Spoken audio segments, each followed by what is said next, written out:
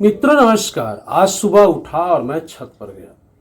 थोड़ी देर बाद छत से नीचे आया। इसके बाद मेरे आंखों में जलन होने लगी और कुछ देर लगा कि मुझे धुंधला दिखाई दे रहा है। आखिर ऐसा क्यों हो रहा था? मित्रों, तेज गर्मी और कड़ी धूप में अक्सर ऐसा होता है और ऐसा तब होता है जब फोटोकेमिकल स्मॉग का निर्माण होता है।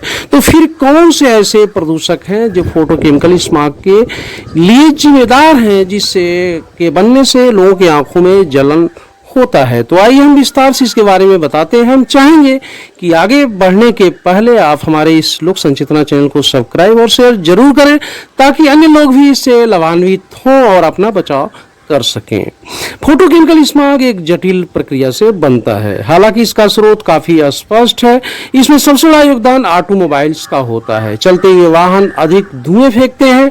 इतना ही नहीं, आजकल तो खेतों में पराली भी जलाए जाने लगा है। इंडस्ट्रियल एरिया से उठने वाले धुएं भी इसके जिम्मेदार हो सकते हैं। गर्म तापमान वाले क्षेत्रों में इसकी प्रचुरता होने के कारण ऐसा अक्सर देखा जाता है कि गर्मियों के दिनों में फोटोकेमिकल स्मॉग का निर्माण होता है, जिससे लोगों के लिए आफत उत्पन्न हो जाता है। उनकी आंखों में जलन होने लगता है और धुंधला दिखाई देने लगता है। अक्सर सुबह के समय ऐसा बहुत होता है, क्योंकि वाहन से लोग ऑफिस आते जाते हैं और अपने काम पर निकलते हैं। और आप जानते हैं कि वाहन कि जो ईंधन है जब पूरा नहीं जलते तो वे धुएं छोड़ते हैं, जो फोटोकेमिकल स्मॉग के निर्माण में सहयोग करता है।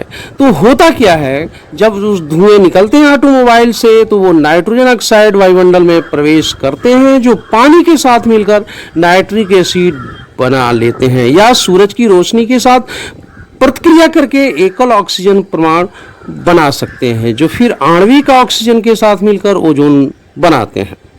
नाइट्रिक एसिड पृथ्वी पर अवक्षेपित हो सकता है, जिसके परिणाम स्वरूप अम्लीय वर्षा हो सकती है या धुंध रह सकता है। वाहनों द्वारा प्रत्यक्ष उत्पादन के कारण शहरों में धुंध बनती है, जहां कई लोगों को इसके प्रतिकूल स्वास्थ्य का असर देखा जा सकता है। गर्म दिनों का मतलब है अधिक फोटोकेमिकल स्मॉग का निर्माण। विशेष रूप से घनी आबादी वाले क्षेत्रों में ऐसा देखने को अधिक मिल सकता है। तो आइए हम जानें कि इसकी संरचना क्या है जो फोटोकेमिकल स्मॉग बनता है। नाइट्रिक ऑक्साइड और नाइट्रोजन डाइऑक्साइड NO2 जीवाश्म ईंधन के दहन से उत्सर्जित होते हैं।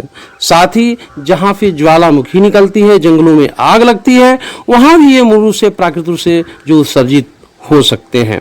शहरों के भीतर इन प्रदूषणों की अत्यधिक सांद्रता सबसे अधिक चिंता का विषय है, क्योंकि प्राकृतिक उत्सर्जन बड़े क्षेत्रों में फैले होते हैं। परावैज्ञानिक विकिरण के संपर्क में आने पर नाइट्रोजन ऑक्साइड हाइड्रोकार्बन के साथ प्रतिक्रियाओं की एक जटिल श्रृंखला से गुजरता है, जिससे फोटोकेमिकल स्मॉग के घटक बनते हैं। Ozone, nitric acid, aldehyde, peroxyacyl nitrate, फैंस और अन्य द्वितीयक प्रदूषकों का मिश्रण होता है। नाइट्रोजन ऑक्साइड, ओजोन और पैन को फोटोकेमिकल ऑक्सीडेंट कहा जाता है, क्योंकि वे वायुमंडल में या किसी के फेफड़ों के भीतर कुछ यौगिकों पर प्रतिक्रिया करके उन्हें ऑक्सीकृत कर सकते हैं, जो समान रूप से ऑक्सीकृत नहीं होते हैं। इन रसायनों के छोटे छोटे अंश भी मनुष्यों और जानवरों के श्वसन पथ को प्रभावित कर सकते हैं और फसलों और पेड़ों को भी नुकसान पहुंचा सकते हैं। तो आइए हम जानते हैं फोटोकेमिकल स्मॉग होता क्या है। सूर्य का प्रकाश नाइट्रोजन ऑक्साइड के साथ प्रतिक्रिया करता है, जो फिर हवा में मौजूद अन्य अणुओं के साथ मिलकर स्मॉग बना लेता है। इसका क्या है दुष्प्रभाव फोटोकेमिकल स्मॉग बनने का?